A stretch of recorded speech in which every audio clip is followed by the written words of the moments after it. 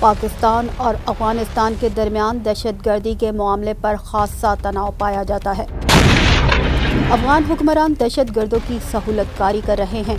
دہشت گردوں کے کمانڈرز افغانستان سے اپنے جنگجوؤں کو کنٹرول کرتے ہیں اور ان کے ذریعے پاکستانی سیکیورٹی فورسز اور عوام کو نشانہ بناتے رہتے ہیں۔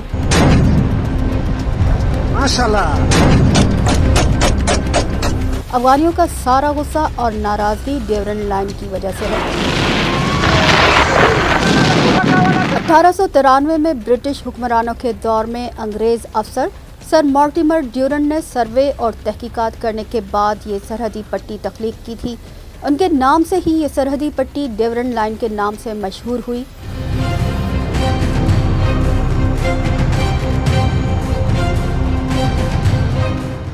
دوسرا غصہ پاکستان کی افغان بارڈر پالیسی کا ہے، جو بین الاقوامی قوانین کے عین مطابق ہے۔ پاکستان چاہتا ہے کہ افغان شہری پاکستان میں ویزا اور سفری دستاویزات کے ساتھ داخل ہوں، جبکہ افغان حکومت کو یہ پالیسی پسند نہیں ہے۔ وہ چاہتے ہیں کہ وہ پاکستان اپنی مرضی سے آئیں۔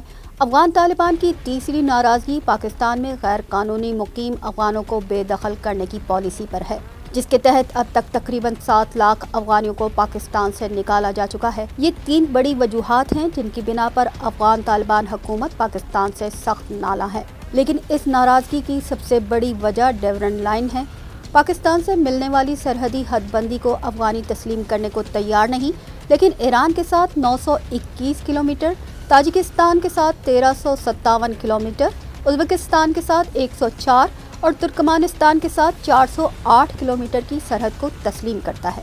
افغانستان کے یہ پڑوسی ممالک ملک کی سرحد سے متعلق بین الاقوامی پالیسی پر پوری طرح عمل درآمد کروا رہے ہیں، جس پر افغان طالبان کو کوئی اعتراض نہیں ہے، جبکہ ڈیورن لائن پر افغان طالبان مسلسل غصے کا اظہار کرتے رہے ہیں۔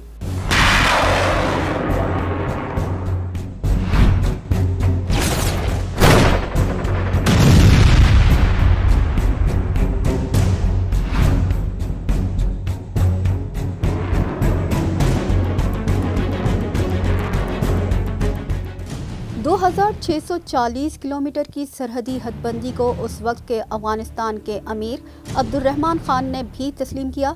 عبد الرحمن خان 1880 میں افغانستان کے امیر بنے تھے اور 1901 میں انتقال ہونے تک اس عہدے پر فائز رہے۔ ڈیورن لائن برٹش دور کے ہندوستان اور افغانستان کے درمیان انٹرنیشنل بارڈر کے طور پر تسلیم کر لی گئی تھی۔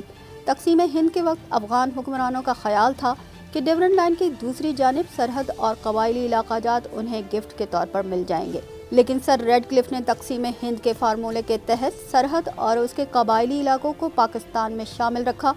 افغانیوں کے لیے یہ ناقابل برداشت تھا۔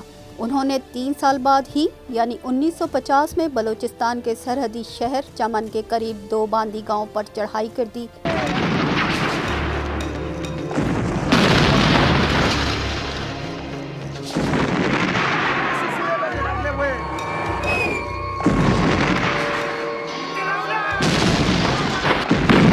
افغان رائل فورس اور قبائلیوں نے 30 ستمبر 1950 میں بھاری توپ خانے سے پاکستانی علاقے کو نشانہ بنایا۔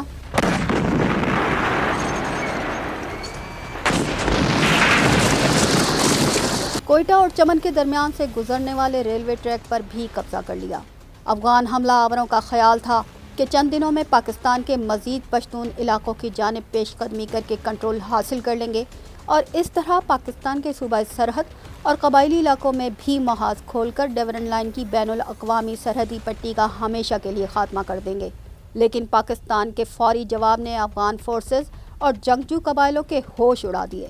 اس وقت افغانستان میں ظاہر شاہ کی حکومت تھی۔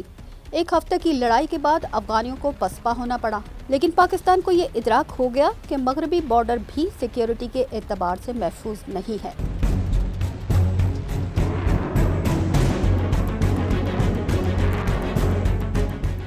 لہٰذا پاکستان نے بلوچستان اور سرحد سے منسلک افغان بارڈر پر غیر محسوس نگرانی کا نظام بنائے رکھا۔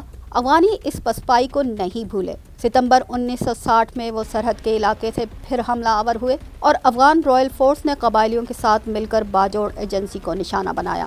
اس اچانک حملے کا جواب باجوڑ اسکاؤٹس نے دیا۔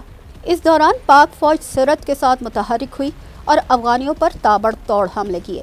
खुसूसन एयर स्ट्राइक के जरिए अफगानिस्तान के सूबे कुन्नड़ में फौजी ठिकानों को तबाह करके रख दिया। इस कार्रवाई से कबल अफगानियों ने टैंक्स और भारी तोपखाने भी पाकिस्तानी सरहद के नजदीक नस्ब कर दिए थे, जो पाकिस्तानी फजाइया के लिए तरनवाला साबित हुए। सितंबर 1961 में ये जंग पाकिस्तान की कामयाबी पर ख़त्म हुई। दिलचस्प बात ये भी थी कि अफगानियों के पास रूसी साख्ता MiG-17 और MiG-21 जंगी तैयारे भी थे, लेकिन वो पाकिस्तानी तैयारों का मुकाबला करने के लिए फ़ज़ा में बुलंद होने की भी हिम्मत ना कर सके। यूँ अफगान वज़ीर आज़म मोहम्मद दाऊद खान की सारी अकड़ काफूर हो गई। वो इस दरअंदाजी से कबल डिविडेंड लाइन के ख़िलाफ़ बहुत कुछ बोलते रहे थे।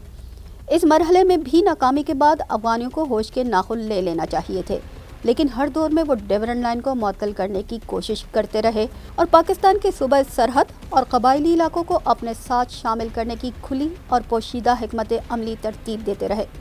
इसके बाद 26 दिसंबर 1989 में रूस ने अफगानिस्तान में कम्युनिस्टों के इक़्तिदार के ख़िलाफ़ इस्लाम पसंदों की कार्रवाई पर चढ़ाई कर दी। अब अफगानियों को पाकिस्तान की याद आई। इस नाजुक मरहले पर पाकिस्तान ने खुलकर अफगानियों का साथ दिया। अमेरिका भी रूस की पेशकदमी को रोकने के लिए मैदान में आ गया। अमेरिकी डॉलर और पाकिस्तान की हिकमत अमली के बायस रूस को 10 साल बाद 15 फरवरी 1988 को अफगानिस्तान से निकलना पड़ा।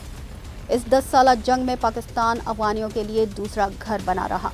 तकरीबन 30 लाख अफगान मुहाजिरीन जान बचाने के लिए पाकिस्तान में आ बसे, जिनमें से बेशतर अभी तक पाकिस्तान में ही मौजूद हैं। रूस के जाने के बाद अफगानिस्तान में खाना जंगी शुरू हुई, जो 1996 में तालिबान के इक़्तिदार में आने पर ख़त्म हुई। नौमौलूद तालिबान जंगजुओं ने इक़्तिदार तो संभाल लिया, लेकिन उन्हें मुल्क चलाने में पाकिस्तान की रहनुमाई और मदद की ज़रूरत रही। पाकिस्तान ने भी खुलकर अफगान तालिबान का साथ दिया ताकि वो अपने कदम मजबूती से जमा सकें। पाकिस्तान का ख्याल था कि तालिबान इस एहसान का बदला एहसान से देंगे, लेकिन ये एक ख्वाब ही रहा। फिर 11 सितंबर 2001 में अलकायदा के रहनुमा उसामा बिन लादेन को अमेरिका के हवाले करने का मुतालबा सामने आया, जिसे अफगान तालिबान ने मुस्तरद कर दिया। अगरचे पाकिस्तान ने अफगान तालिबान को समझाने और सालिसी करवाने की कोशिश की, लेकिन मुल्ला उमर समेत तमाम तालिबान क़यादत उसामा बिन लादेन को अमेरिका के हवाले करने को तैयार नहीं थी, जिसके नतीजे में अक्टूबर 2001 में अमेरिका अफगानिस्तान पर हमला आवर हुआ। इस शदीद हमले के बाद अफगानियों को फिर पाकिस्तान की याद आई।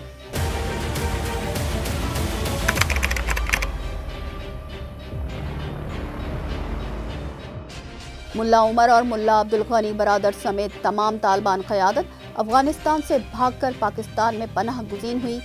उनका मस्कन कोयटा रहा, जहां जंगी मामलात को देखने के लिए कोयटा शूरा कायम की गई। ये सब कुछ पाकिस्तान की मदद से हो रहा था। 2 अशरे की इस एकतरफा जंग का खात्मा 15 अगस्त 2021 को तालिबान के दोबारा इक़्तिदार में आने पर हुआ।